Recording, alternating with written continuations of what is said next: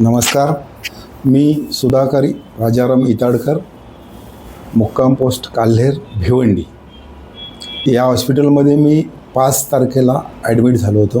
डायबिटीसचा त्रास भरपूर होत होता आणि इथं येण्याचे कारण म्हणजे आमचे परम मित्र की आमचे ज्या व्यक्तीशी संबंध आहेत असे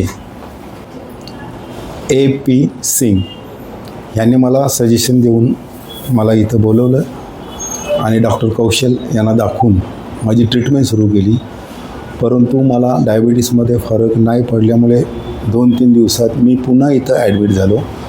माझ्या पायाला भरपूर सूज आलेली होती आणि डायबिटीस युरिक ॲसिड हाय लेवलला होते. मी इथं 4-5 दिवस ट्रीटमेंट घेतली आणि मला भरपूर फरक झाला.